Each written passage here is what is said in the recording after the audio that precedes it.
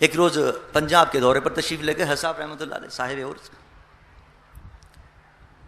وہاں ورن ایک گاؤں ہے, وہاں کے بھی کچھ ساتھی آ جائے ہوئے. ورن کے اندر حضرت تشریف لے گئے. وہاں ایک حضرت صاحب رحمۃ اللہ علیہ خادم ہوا کرتا تھا, اس کا نام تھا حمیدہ.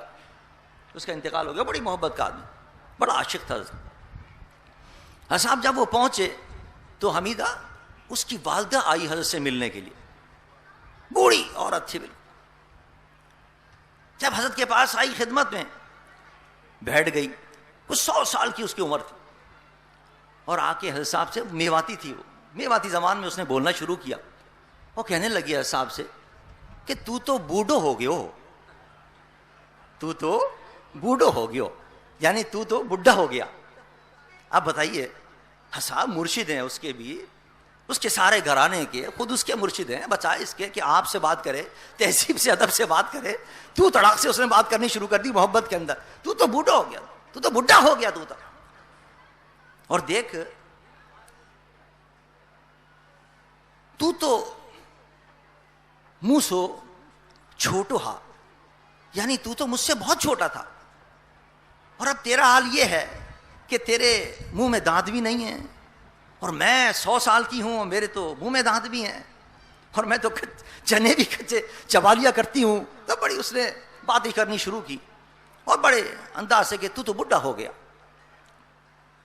جب اس کی اس انداز کو دیکھا, اس بے تکلفی کو دیکھا, اور تو تڑاک سے بات کرنے کو دیکھا, تو وہاں جتنے حاضرین تھے, محبت کرنے والے تھے, ان کو بڑا ناگوار گزرا کہ کس انداز سے بات کر رہی ہے. اس کو جناب روکنے کی کوشش کی سب نے, محبت کرنے والوں نے, کہ مائی یہ کیا بات کر رہی, کس انداز سے بات کر رہی تو مرشد سے. تو اس نے کہا کہ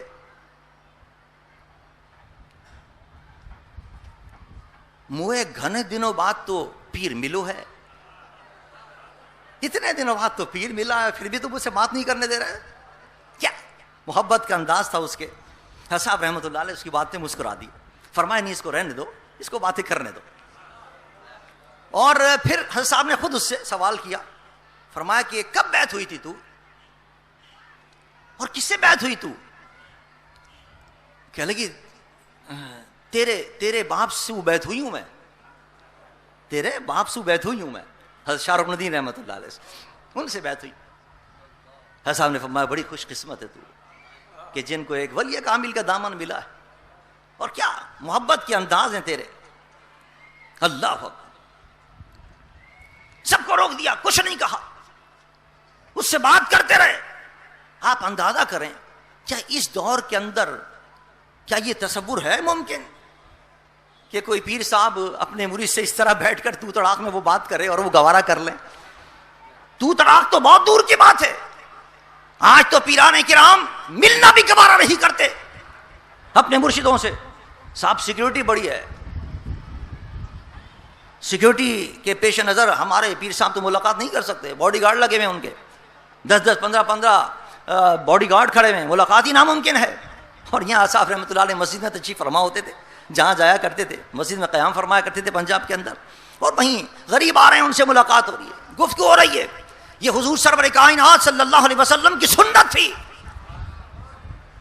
اللہ, اور اس محبت کی قدر اللہ. احادیث میں چونکہ وہ واقعات آئے تھے, ان اللہ کے ولیوں نے وہ واقعات پڑھے تھے کہ محبت سے انسان جو باتیں کرے وہ اللہ کی اور اللہ کے رسول کے بارگاہ میں قبول ہو جاتی ہیں.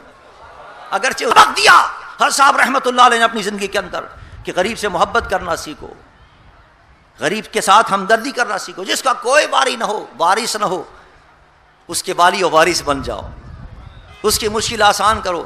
اللہ فرماتا ہے تم دنیا میں میرے بندوں کی مشکل آسان کرو گے, میں تمہاری مشکل آسان کروں گا. دنیا کے اندر بھی اور آخرت کے اندر بھی اس کی مشکلیں آسان ہوتی ہیں.